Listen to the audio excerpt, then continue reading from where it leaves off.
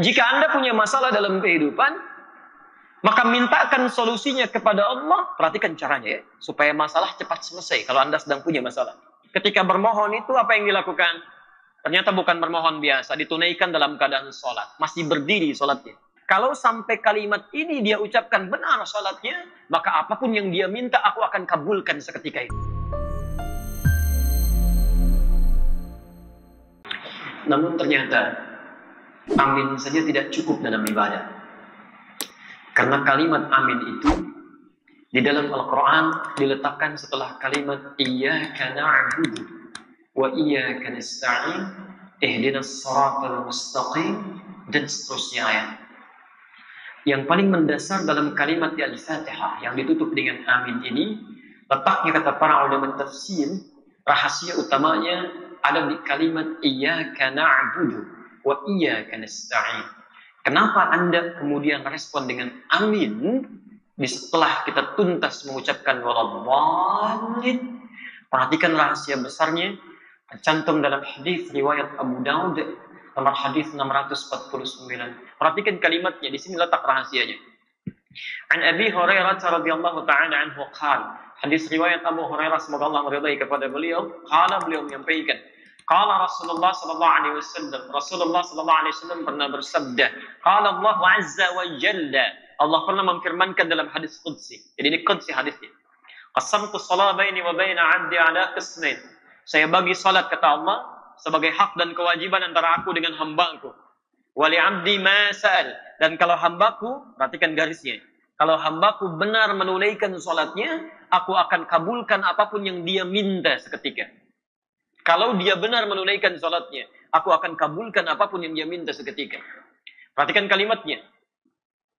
Idza qala al-'abdu alhamdulillahi rabbil alamin. Kalau seorang hamba dalam salatnya mengucapkan alhamdulillahi rabbil alamin, qala Allah azza wa jalla, langsung Allah jawab kalimatnya. Hamadani 'abdi, hambaku sedang memujiku. Wa idza qala al-'abdu ar-rahmanir rahim, kalau hambaku mengatakan ar-rahmanir rahim, qala Allah azza wa jalla athna 'alayya 'abdi. Allah menjawab hambaku sedang menyanjungku. Wa idza qala al-'abdu al-haq maliki yaumiddin, kalau hamba kemudian berkata Malik Yaumiddin, qala Allah azza wa jalla, Allah menjawab majjadani 'abdi, hambaku sedang mengagungkanku. Sekarang perhatikan rahasianya. Idza qala al-'abd, kalau seorang hamba berkata dalam salatnya, Iyyaka na'budu wa iyyaka nasta'in. Ya Allah, sekarang kami ibadah, salat kami jadikan hanya untukmu. Dan sekarang kami punya persoalan dalam kehidupan. Kami mohonkan solusinya hanya kepadamu. Qala Allah azza wa jalla, seketika Allah akan menjawab kalimatnya. Perhatikan perbedaan dengan jawaban-jawaban sebelumnya. Hadza baini wa baina 'abdi. Inilah perjanjian antara aku dengan hambaku. Wali 'abdi ma sa'al. Kalau sampai kalimat ini dia ucapkan benar salatnya, maka apapun yang dia minta aku akan kabulkan seketika itu. Jadi kalau Anda benar dalam berdiri ini saja, sampai di sini saja, Anda benar kalimatnya, kata Allah, mau minta apa? Kamu minta apapun, saya akan kabulkan. Karena itulah sejak dulu, para nabi dan rasul sebelum masa Nabi Muhammad SAW, setiap kali mereka menunaikan salat itu akan selalu menyampaikan doa-doa dalam hajat kehidupannya. Sebelum kita sudah ada nabi yang salat. Cuma caranya kita lebih sempurna. Sampai dengan sujud dan salam. Dulu Masya Allah, Nabi Zakaria salat. Quran surah ketiga Al-Imran ayat 38-39. Posisi paling kanan sebelah atas. Ya, Masya Allah, Nabi Isa salat. Quran surah 19 dari ayat 31, ya, posisi paling kanan di pertengahan. Nabi Ismail bahkan, ya, kakek Nabi Muhammad SAW ke-29 salat dan memerintahkan keluarganya untuk salat. Quran surah 19 di ayat 55-nya. Di semuanya salat. Nabi Musa salat, Nabi Ibrahim salat, semua salat. Jadi kalau Anda urutkan dari Nabi Muhammad SAW sampai Nabi Adam, mereka pun salat dengan cara yang berbeda dengan kita dan kita lebih sempurna. Muhammad bin Abdullah, bin Abdul Muttalib, bin Hashim, bin Abdul Manaf, bin Qusay, bin Murrah, bin Kilab, bin Ka'ab, bin Ghalib, bin Fihr, bin Malik, bin Nadar, bin Kinana, bin Khuzaimah, bin Mudrika, bin Ilyas alaihissalam, bin Nizar, bin Mudar, bin Ma'ad, bin Adnan, bin Addi, bin Adri, bin Muqawwam, bin Nahur, bin Talih, bin Ya'rub, bin Yasjub, bin Nabit, bin Ismail alaihissalam, bin Ibrahim alaihissalam. bin Adhar, bin Nahur, bin Abir, bin Kinan, bin Arfakhshad, bin Sam, bin Nuh alaihissalam, bin Mihlail, bin Matushada, bin Kinan, bin Anwas, bin Tith, bin Adam alaihissalam. Nabi Muhammad sallallahu alaihi wasallam sampai ke atasnya semua salat.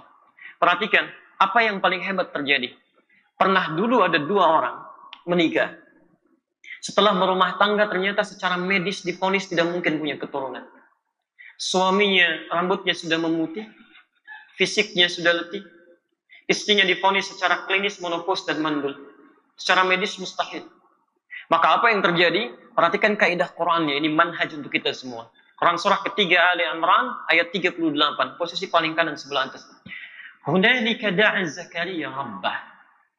Di mihrabnya kemudian Nabi Zakaria yang mengalami peristiwa tadi, ya, yang saya sebutkan rambut memutih, fisiknya sudah letih, dengan kondisi istrinya ada di Quran surah 19 Maryam, dari ayat keduanya sampai dengan ayat ke-10, ya, posisi paling kanan dari atas sampai bawah. Kemudian setelah semua mengatakan mustahil punya keturunan, apa yang dilakukan? Nabi Zakaria meninggalkan pendapat manusia, langsung bermohon kepada Allah yang tanpa batas. Maka masuk ke mihrabnya bermohon. Qala rabbi habli min ladunka dzurriyyatan thayyibah. Innaka sami'ud du'a. Ya Allah, semua mengatakan mustahil saya punya keturunan. Saya hanya bermohon sekarang hanya kepadamu ya Allah, yang tidak punya batas dalam kekuasaannya. Engkau pasti dengar doa saya. Kalau pada yang maha mendengar saja belum dikabulkan, pada siapa lagi saya mesti minta ya Allah? Ini rumus dalam Al-Quran. Kalau Anda sedang punya persoalan dalam kehidupan, jangan putus asa. Kalau semua makhluk mengatakan mustahil, mengangkat tangannya dan mereka menyerah, itu tanda pertama dari Allah supaya Anda meninggalkan pendapat makhluk, langsung memohon kepada Allah Subhanahu wa taala. Isyarat yang ditemukan di Quran karena Allah ingin memberikan langsung kepada Anda tanpa melalui perantara yang lainnya. Kalau dengan sudah diberikan seperti itu belum mampu mendekatkan Anda kepada Allah, Anda mesti diberikan seperti apa lagi? Sehat belum bisa mendekat kepada Allah. Mata bisa melihat, belum bisa menggunakan untuk melihat yang baik-baik. Diberikan sakit belum ingat Allah juga. Anda mesti bagaimana lagi supaya ingat Allah? Ada anak orang matanya nggak bisa lihat. Cuman usianya 4 tahun. Ada yang 5 tahun. Mata buta. Masih mau menghafal Quran. Sampai hafal Quran. Mu'adz namanya. Anda 40 tahun. 50 tahun. Matanya sehat. Masih bisa melihat sampai hari ini. Kalau dengan seperti itu belum mampu melihat isi Quran saja, mesti dengan cara apa lagi dimotivasi supaya mau meningkatkan ibadah. Taib, ketika bermohon itu apa yang dilakukan? Ternyata bukan bermohon biasa, ditunaikan dalam keadaan sholat. Masih berdiri sholatnya. Berdiri dalam bahasa Arab disebut qaim. Qaim. Sedang sholat yusalli. Perhatikan, begitu memohon kepada Allah dalam sholatnya, seketika turun malaikat. Dan kalimatnya menggunakan fa. Fanadatul malaikat. Ada yang menggunakan waw, ada yang menggunakan thumma, ada yang menggunakan fa. Itu berbeda. Saya katakan dhahaba Muhammad ila jami'il jihad wa Ali. Muhammad datang ke Masjid Al-Jihad dan Ali. Kalau menggunakan waw itu Muhammad datang, Ali nyusul. Kalau kalimatnya menggunakan thumma, maka ada jarak yang cukup panjang. Muhammad sudah pergi, 1 jam kemudian Ali baru datang. Tapi kalau menggunakan fa Ali, maka ketika Muhammad berangkat, Ali berangkat. Allahu Akbar. Begitu selesai doanya, menggunakan fa. Fanadatul malaika. Selesai doa, belum selesai salatnya. Selesai doa, tiba-tiba turun malaikat. Wa huwa qa'imun yusalli fil mihrab. Sedangkan beliau masih berdiri dalam salatnya. Masih berdiri, belum selesai salatnya. Saat dalam keadaan berdiri ini apa yang disampaikan? Annallaha yubashshiruka bi Yahya. Allah kasih kabar gembira. Anda akan punya anak. Namanya langsung dari Allah, Yahya. Artinya hidup. Yang mustahil menurut manusia. Lahir dari rahim seorang perempuan yang menopause dan mandul, bayi yang hidup, kata Allah tidak ada yang mustahil. Dan terlahir dalam keadaan sehat menjadi nabi setelah itu. Taat menunaikan salat. Nabi Zakaria berdiri dulu, salat memohon dikabulkan. Dengan keistimewaan Nabi Muhammad SAW. Nabi Muhammad dan umatnya bahkan sebelum berdiri salat ditunggu oleh Allah. Mau minta apa? Nabi Zakaria berdiri dulu salat, minta dikabulkan. Umatnya Nabi Muhammad sebelum salat ditunggu oleh Allah. Mau minta apa? Turun Quran surah kedua Al-Baqarah ayat 45 sampai 46. Posisi paling kanan, pertengahan agak sedikit ke bawah. Perhatikan kalimatnya. Wasta'inu bis sabri was salah. Wasta'inu. Sigatnya amr. Bentuk perintah. Dan jika Anda memiliki persoalan dalam kehidupan, perhatikan cara menerjemahkannya. Dan jika Anda punya masalah dalam hidup, tidak ada manusia yang tidak punya masalah. Ya, semua kita pasti punya masalah. Ini pun tenang-tenang begini, belum tentu nggak punya masalah. Kantor ada yang belum selesai, itu pasti. Quran surah kedua Al-Baqarah ayat 155 sampai 157. Posisi paling kiri di atas sampai ke tengah. Setiap kita punya persoalan. Ya. Baik. Dan jika Anda punya masalah dalam kehidupan, maka mintakan solusinya kepada Allah. Perhatikan caranya ya, supaya masalah cepat selesai kalau Anda sedang punya masalah. Satu, bisabri. Terima dulu masalahnya dengan sabar. Jangan mengeluh. Tidak ada satupun ayat di Quran yang berbicara tentang keluhan. Pilihannya cuma sabar. Diterima dengan sabar. Dengan kesabaran itu nanti bimbingan Allah turun.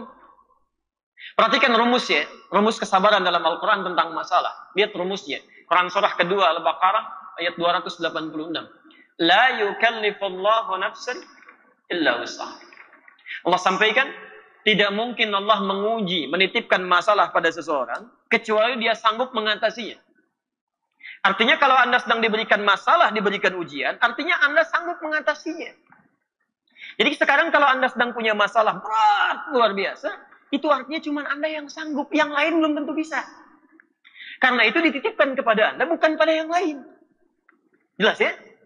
Karena cuma Anda yang bisa mengatasi. Sifat Allah itu punya keadilan. Tidak mungkin menitipkan masalah pada orang yang tidak sanggup.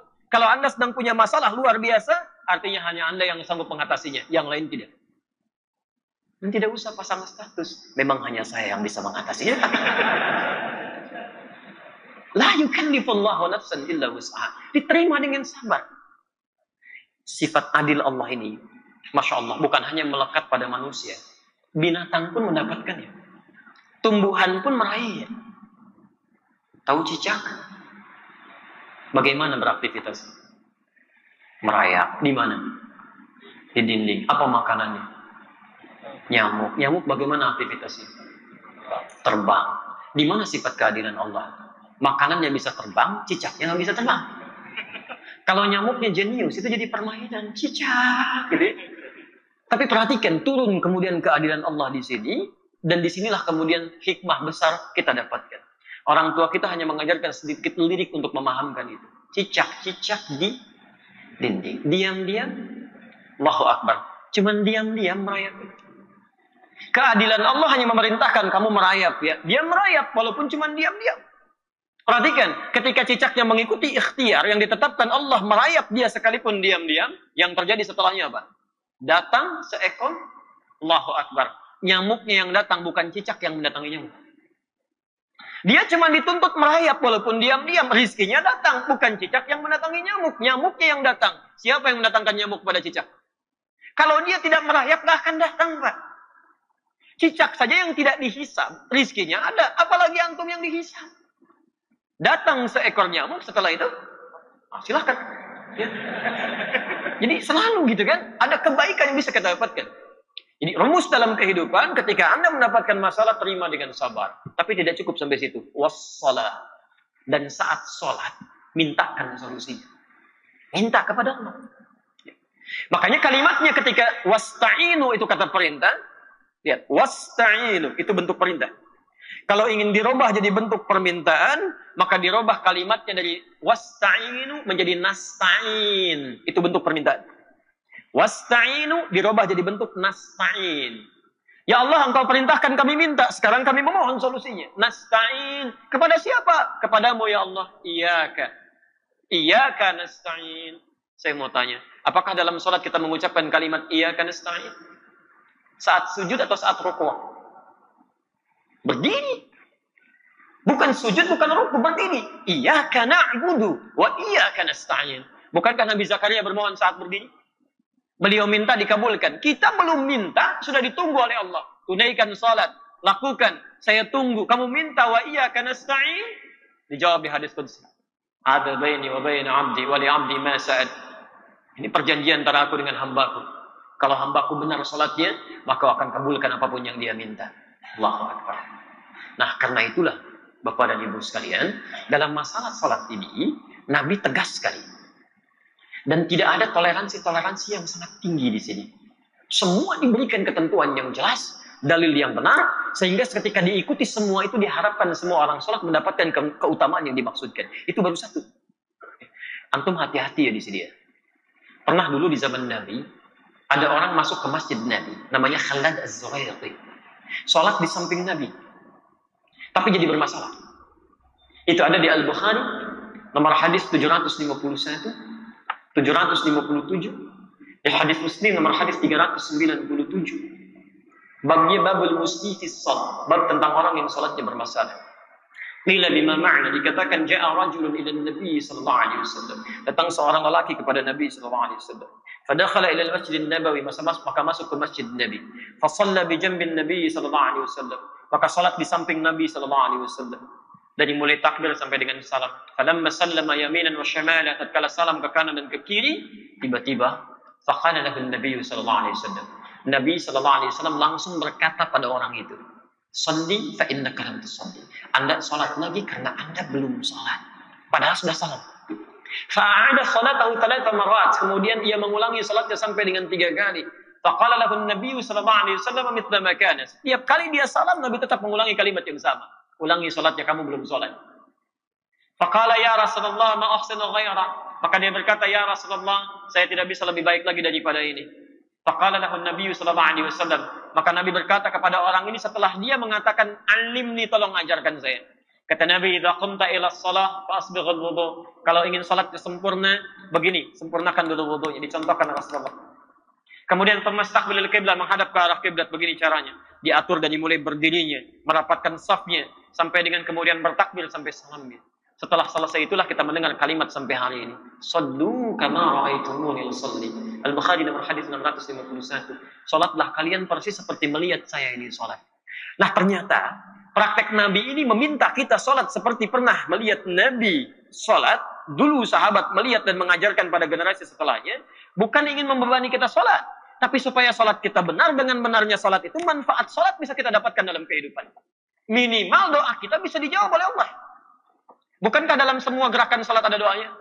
Ruku ada doanya, sujud ada doanya, duduk di antara 2 sujud 7 permintaan. Ada yang minta rezeki, ada yang minta rahmat, ada yang minta ampunan, ada yang minta perlindungan. Rabbighfirli warhamni wajburni warfa'ni, dan seterusnya. Subhanallah.